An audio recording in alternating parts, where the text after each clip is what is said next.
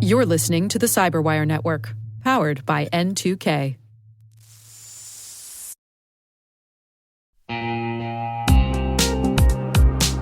Security works best in layers, and when those layers actually work together, that's when things get interesting. NordLayer is a network security platform designed for modern teams. It secures connections, controls access, and helps stop threats, all without hardware or long deployment cycles. Now, NordLayer has partnered with CrowdStrike to bring Falcon endpoint protection into the mix, giving small and mid-sized businesses a multi-layered security approach that's practical to deploy and easy to manage. NordLayer handles secure access and zero-trust networking. CrowdStrike Falcon adds endpoint visibility and protection. Together, they cover more ground than either could alone without requiring a large IT staff. For business leaders, that means clearer control and easier compliance. For IT teams, it means granular access policies, faster onboarding, and protection that scales. If you're looking for enterprise-grade security without enterprise-grade complexity, take a look at NordLayer. Get up to 22% off yearly plans, plus an additional 10% with code CYBERWIRE10. There's even a 14-day money-back guarantee. Check out nordlayer.com/cyberwiredaily to learn more.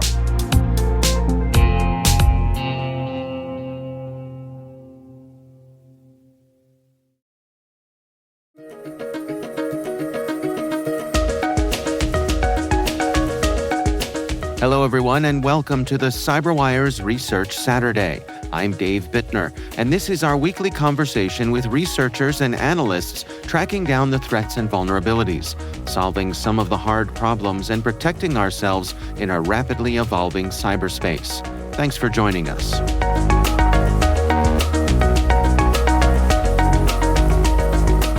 I think that in general, what we're seeing is a broader shift in the greater threat landscape, where we're seeing adoption of web technologies as the way that threat actors are choosing to deliver both lures and payloads, as opposed to traditional means of perhaps delivering static payloads through traditional avenues such as email.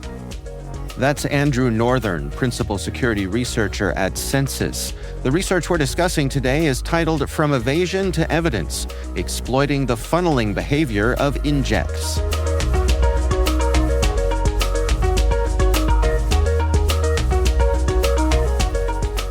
And because of that, it affords a lot of great opportunities to really get in and explore what it is that threat actors are doing differently and how things are changing. Well, help us understand in simple terms what exactly injects are. Certainly. So what we have is a series of websites, and by series, I mean a great volume of websites. These are going to be anything from commercial websites to mom and pop ran personal blogs, or any type of website at all. And those particular web properties or websites are going to have vulnerable pieces of software on them that allow threat actors to take control or, at a bare minimum, modify them. And in other cases, what we're seeing is that from password stealing attacks from stealers in previous incidents, large numbers of usernames and passwords, and otherwise known as credentials, are used in what are known as a password stuffing attack against some of these portals that are used for managing these sites, at which time then the threat actors are able to insert or inject, hence the name, a piece of malicious code onto those sites. So when I'm speaking of injects, I'm speaking of injected malicious code that was not intended to be there by the rightful owner of the website. And so the website itself is functioning normally to the owner of the website and to the users of the website, presumably? Yes, that's correct. The exception to that is when the injects are meeting their desired purpose, and that's when you'll start to see some anomalies pop up, which are the beginning of the attack chain.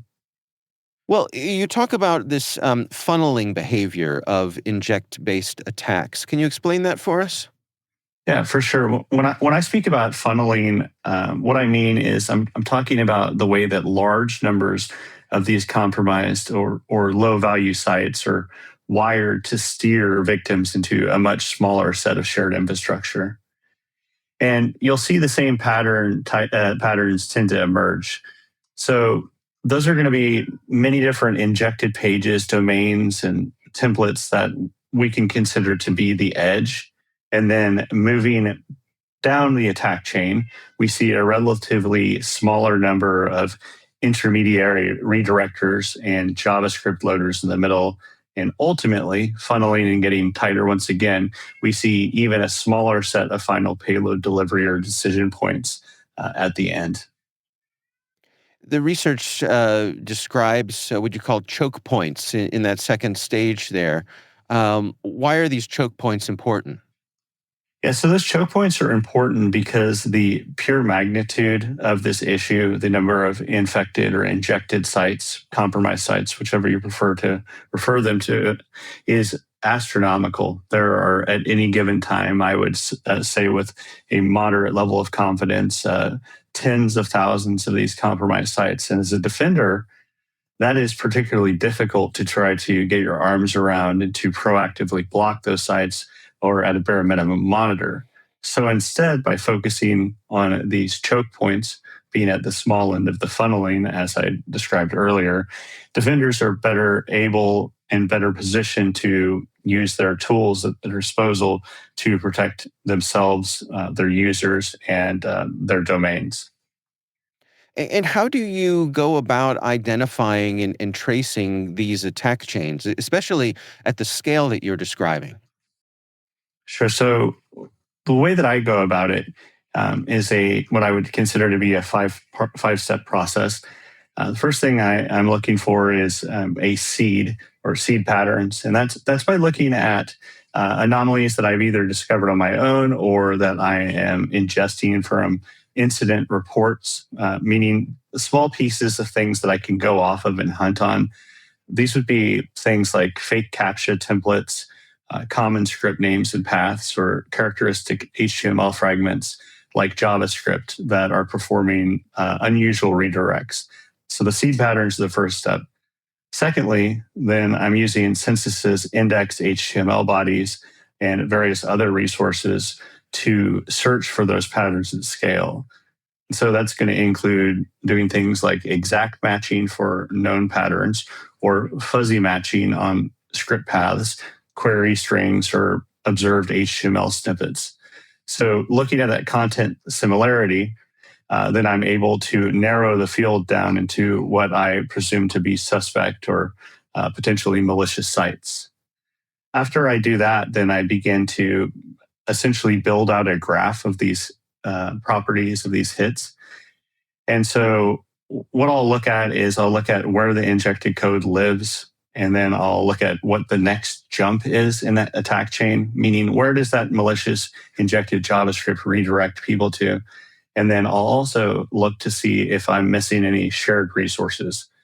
And what I mean by that would be the same pathing, such as suspect names, reusable names like captcha.js, or maybe something as similar as basic as a letter like an a.js or d.js, which I've seen recently. So the third piece again is going to be trying to assemble a picture of that to fully understand exactly what this looks like. And then fourth, I'm going to identify what those choke points are. So once that graph or that picture that I just described is built, what I'm going to be doing is I'm going to be looking at what are the things that this large number of injected or infected sites have in common, and where do they lead to? And that's where I'm able to identify that choke point. Once I identify that choke point, then I'm able to validate my hypothesis or assumptions and many times challenge them to make sure that I'm getting true positives there.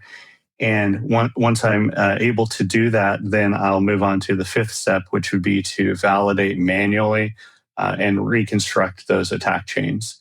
And so what I'll do is I'll go ahead and hunt based upon those choke points pull out a number of random samples, and then I will make sure that while I'm walking those chains manually, as if I were the intended victim, that I am ultimately reaching those payloads. So that way I understand how we lead from those initial lures to what can be presumed to be the intended final payload of the threat actor.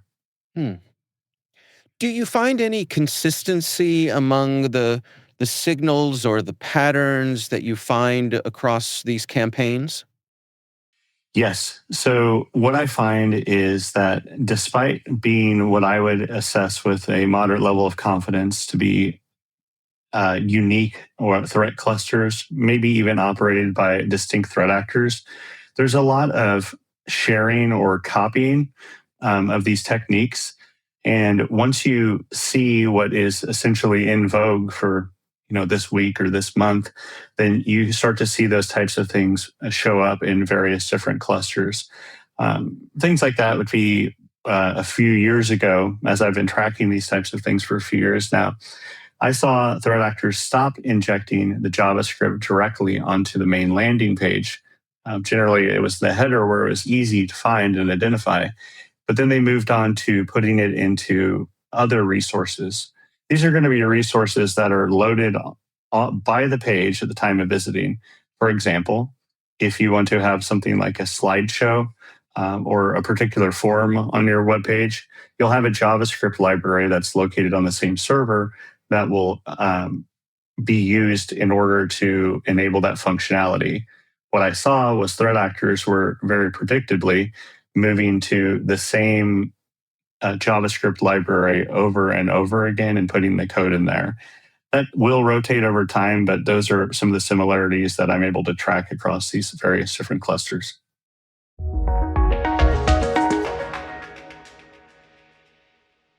We'll be right back.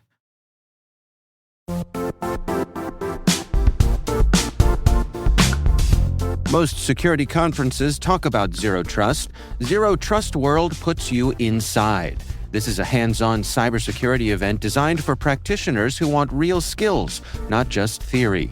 You'll take part in live hacking labs where you'll attack real environments, see how modern threats actually work, and learn how to stop them before they turn into incidents. But Zero Trust World is more than labs. You'll also experience expert-led sessions, practical case studies, and technical deep dives focused on real-world implementation.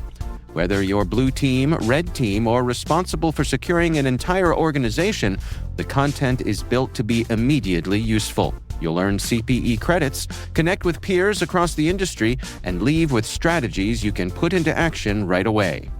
Join us March 4th through the 6th in Orlando, Florida. Register now at ztw.com and take your Zero Trust strategy from theory to execution.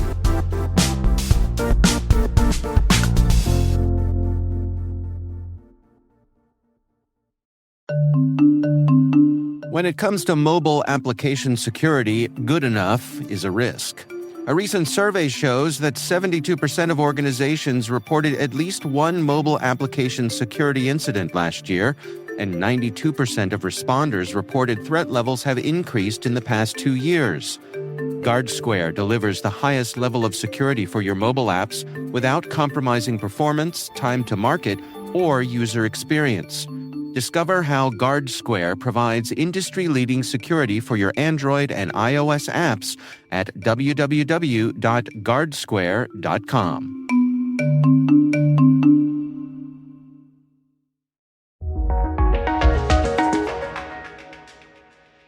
Well, from a defender's standpoint, what does the research suggest about where they should be focusing their monitoring and their detection efforts?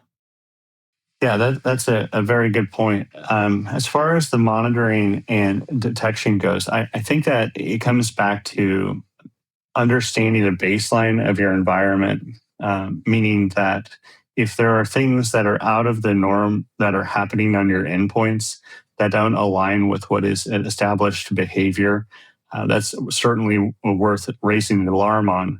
But more specifically, defenders can implement certain policies on their networks. If we're talking about Windows networks, a administrator would be able to implement a group policy object or a GPO, which is a rule set that applies to the computers that are joined to the domain, to associate something like a .js or JavaScript file, not to open with the default WScript utility built into Windows, which would evaluate and execute that JavaScript payload, but rather have it associate with something that would make it benign, like a notepad or text editor. So if someone is lured into clicking on one of these things or visiting one of these malicious sites and is lured into downloading a payload, when they go to open it, it would not infect the system, but rather just show them the script, which would effectively break the chain. Hmm.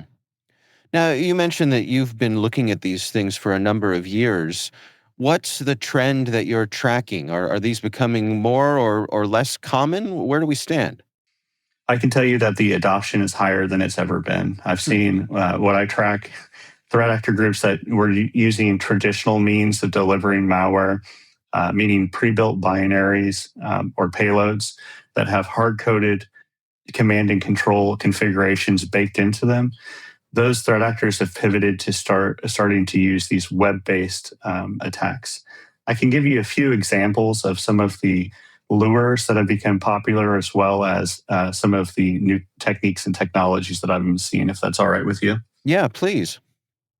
So I'll start with some of the lures. The biggest one that I've been seeing over the past year or so is a fake CAPTCHA. And what that is essentially when you're visiting a website, there are a number of anti-bot technologies that we've been accustomed to running into as a legitimate user. For example, if we go to visit a site and the site says, hey, maybe there's been some anomalous traffic coming from this IP, or maybe there's just a whole lot of traffic right now where you need to make sure that people aren't bots, you may be served up a CAPTCHA. And because of this technology that is used to protect websites, us as humans and end users, we've been conditioned to start to click on these CAPTCHAs. So the threat actors are preying upon our conditioning to interact with these CAPTCHAs. And once we've interacted with them, then the threat actors are using JavaScript to place a set of malicious commands right on our clipboard, and then some follow-on instructions are displayed, such as, to prove that you're a human, please do this keystroke. And it depends on if you're on Windows or Mac, but ultimately it culminates to opening some type of command prompt or terminal and pasting in the command, which will download the payload and execute it. Those are called click fix, and the lure type is fake CAPTCHA. Traditionally, what we've seen in the past is a fake update, and that is going to be something that is telling you that a critical piece of software on your computer is out of date. And this is particularly frustrating as a defender because we've worked so hard to get our end users to be, let's say, judicious and to want to accept updates on their endpoints to keep them safe from vulnerabilities. So when you're presented with a page that says your Chrome or Firefox or whatever web browser you're using is out of date and needs to be updated in order to continue, the same type of security awareness training that has been provided is the same type of thing that conditions end users into following those directions that are provided by the threat actors. So, where do you suppose we're headed with this then? I mean, it seems as though this threat is here to stay. Is this destined to be an ongoing nuisance and a problem in your estimation? I fear it is because even as we speak, I'm seeing additional changes to these attack chains that are leveraging new pieces of technology. For example, I've written what can be considered a follow-up article to this report, to this funneling report that we're discussing about a technique called ether hiding. And ether hiding is an attack chain that uses the same type of injections and technology and techniques that we've been talking about already, but they are now using part of the blockchain as well. The blockchain being the external transparent ledger that's generally associated with cryptocurrency and various things of that nature. That ledger has objects on it called smart contracts, which are binary objects that can be called from the HTML and JavaScript to read the contents of these smart contracts, which cannot be updated without transparency, meaning that it's really hard to take these types of things down as opposed to traditional websites where one could file a complaint when they discover what the C2 or the payload delivery infrastructure looks like. So the JavaScript is then pulling the payload, and in some cases, the next steps in a redirect chain to yet another resource. So to fully answer your question, I don't think that they're going to be going anywhere, and the difficulty for defenders in tracking and reproducing these steps is becoming more difficult, and that lends itself to continued adoption and sustained use by threat actors. How do you rate the sophistication of these threat actors? I have two thoughts on that.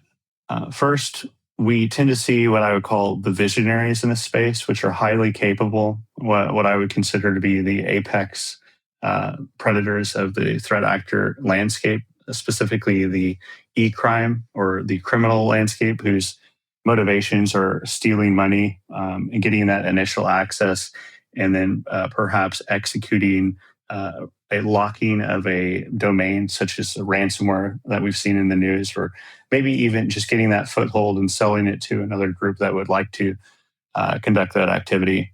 Those folks, I would say, are some of the most capable developers that I've seen. And the way that these threats continue to evolve rapidly, it will make your head spin, just the efficacy and the quickness in which they're able to deploy new tricks to evade researchers and defenders.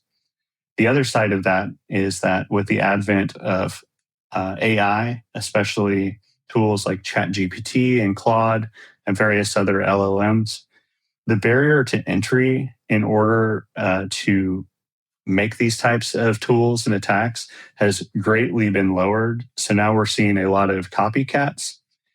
And so this does a couple of things. Number one, it increases the amount of attacks like this that are on the internet, but it also muddies the water for researchers who are trying to track and do attribution of threat actors.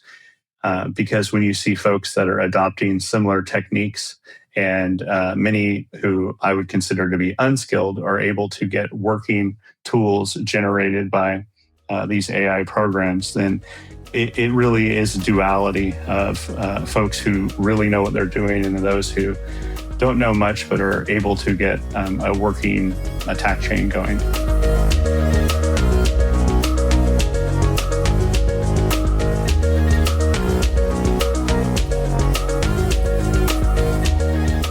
Our thanks to Andrew Northern from Census for joining us.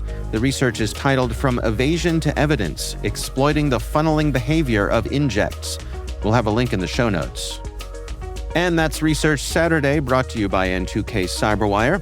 We'd love to know what you think of this podcast. Your feedback ensures we deliver the insights that keep you a step ahead in the rapidly changing world of cybersecurity. If you like our show, please share a rating and review in your favorite podcast app. Please also fill out the survey in the show notes or send an email to cyberwire@n2k.com.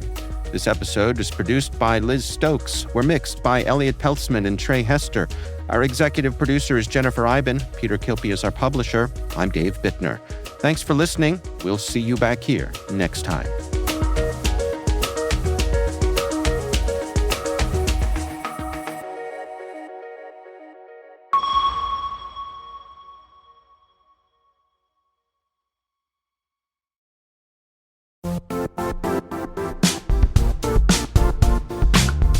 If you only attend one cybersecurity conference this year, make it RSAC 2026. It's happening March 23rd through the 26th in San Francisco, bringing together the global security community for 4 days of expert insights, hands-on learning, and real innovation. I'll say this plainly, I never miss this conference. The ideas and conversations stay with me all year. Join thousands of practitioners and leaders tackling today's toughest challenges and shaping what comes next. Register today at rsaconference.com/cyberwire26. I'll see you in San Francisco.